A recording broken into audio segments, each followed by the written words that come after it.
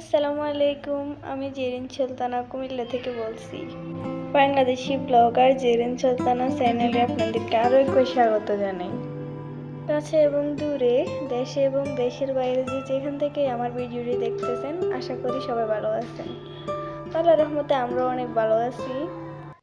সকাল সকাল ঘুম থেকে উঠে আমি দেখতেছি দরজা জানলাগুলোতে অনেক ময়লা পড়ে আছে। তো আমি জানলার গ্রিলগুলো পরিষ্কার করে নিয়েছি। ময়লা আবর্জনা কিন্তু আবার আমারও একদম পছন্দ না, আর এমনিতে ময়লা করে রাখা কিন্তু এটা ভালোও না।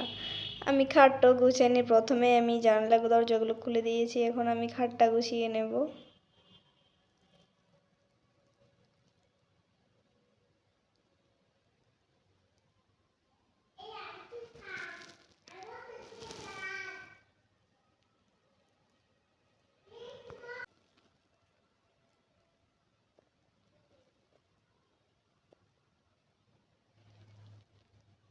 খাটটা গুছিয়ে ফেলেছি আমি।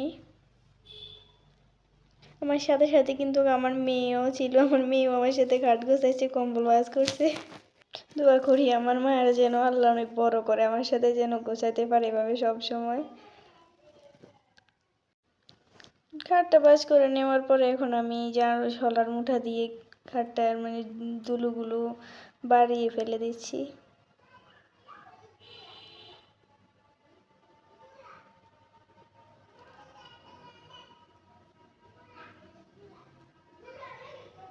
শহরের চেয়েও কিন্তু আমাদের গ্রাম অঞ্চলে অনেক ধুলোবালু বেশি থাকে।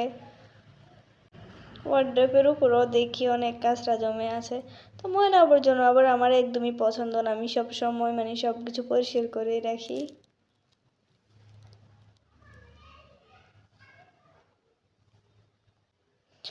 পরিষ্কার করে না রাখলে কিন্তু নতুন জিনিসপত্রগুলো অগুছানো, অসুন্দর দেখা যায়। তো সব সময় সবাইও চেষ্টা করবেন জিনিসপত্রগুলো মুছে রাখার চেষ্টা করবেন যেন সুন্দর দেখা যায়। তো আমিও সব সময় চেষ্টা করি, কাজের ফাঁকে ফাঁকেও আমি চেষ্টা করি জিনিসপত্রগুলো ঠিক করে রাখার। সব সময় কিন্তু আমি চেষ্টা করি ঘরের জিনিসপত্রগুলো গুছিয়ে রাখতে। আমি আবার অতটা সুন্দর করে কীভাবে গুছিয়ে রাখতে হয় জানি না, তবে যতটুকু পারি আলহামদুলিল্লাহ। কোরআন শরীফগুলো আমি এখন এখানে রেখে দিয়েছি।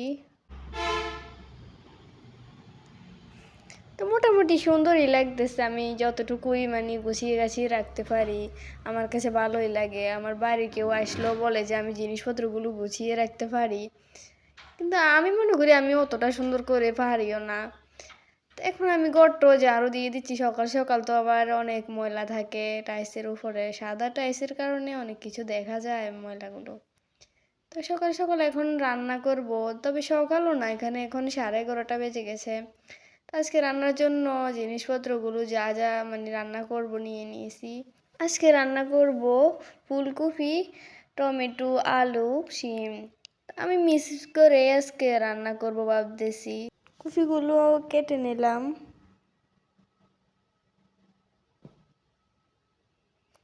শিম কেটে নিলাম, তার সঙ্গে কিছু আলুও দিয়ে দিলাম, সাথে কিছু বেগুনও দিয়ে দিচ্ছি। এবার বেসিনে নিয়ে আমি সবজিগুলো ধুয়ে নিচ্ছি।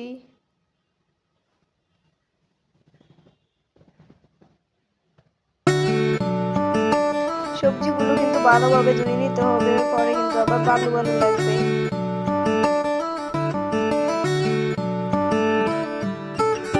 আজকে আমি পাঙ্গাস মাছ দিয়ে ভাবতেছি সবজিগুলো রান্না করবো। মাছ নামিয়ে নিচ্ছি, এখনো কিন্তু বরফ চড়ানো হয়নি। ভাতও বসিয়ে দিয়েছি, কিন্তু সবজি কাটার ফাঁকে ফাঁকে আমার ভাতও হয়ে যাচ্ছে। রান্নার ফাঁকে আমার মেয়ে এসে বলতেছে আমি কিছু খাবো, আমি ওকে আপেল কেটে দিচ্ছি ছোট ছোট করে।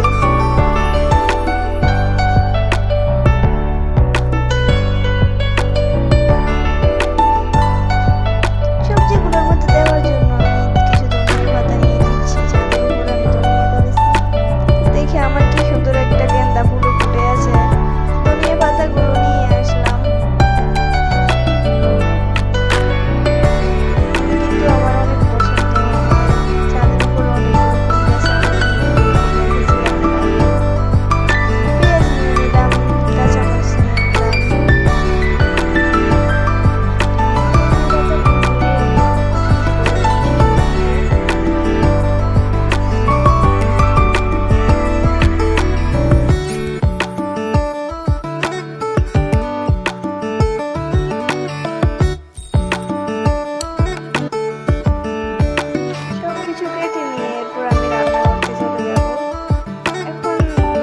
মরিচ কেটে নেব আমি।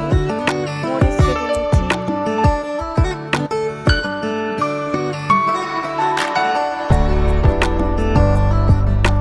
কিছু মাছগুলো কিন্তু আমি ধুয়ে নিয়েছি। হলুদ গুঁড়ো দিয়ে দিছি।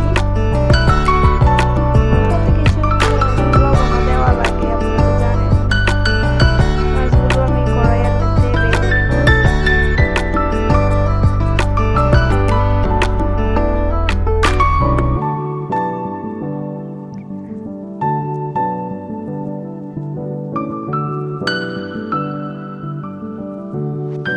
এখন রান্নাটা সেরে নেব আমি। পেঁয়াজ দিয়ে নেড়ে ছেড়ে নিচ্ছি।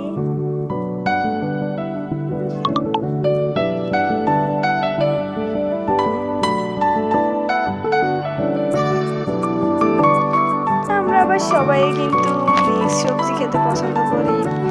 মানে কিছু আলু, মানে পটল, এগুলো মানে কিছু অনেকটা সবজি মানে গরমের মধ্যে হয়ে গেলে আমরা আবার মিক্স করে রান্না করি। আমার আম্মু এমন খাবার খেতে পছন্দ করে। আমারও পছন্দ, অনেক ভালো লাগে। সবশেষে এখন আমি সবজিগুলো দিয়ে দিচ্ছি মশলাটার মধ্যে।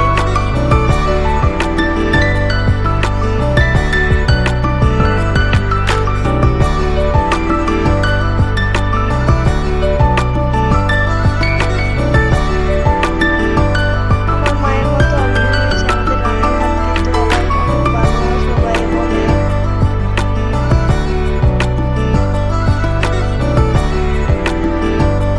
আমার বাসায় কেউ নেই, আমি আর আমার মেয়ে। তো আমাদের একটু রান্না করলে আমাদের হয়ে যায়।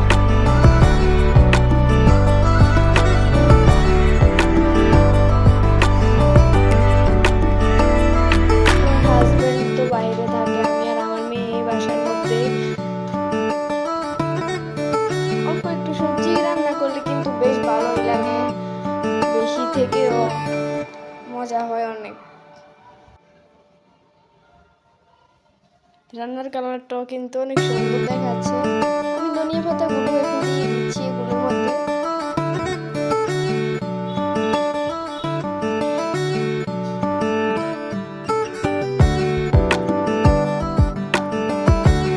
আমার রান্নাটাও কিন্তু হয়ে গেছে।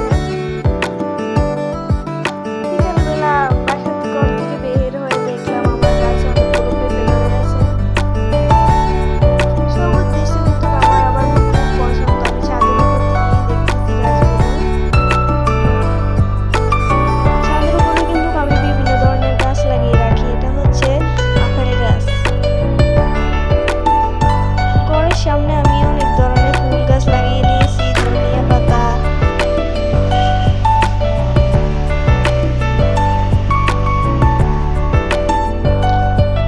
এটা হচ্ছে পেয়ারা গাছ। পেয়ারা গাছে আমি পানি দিয়ে দিচ্ছি।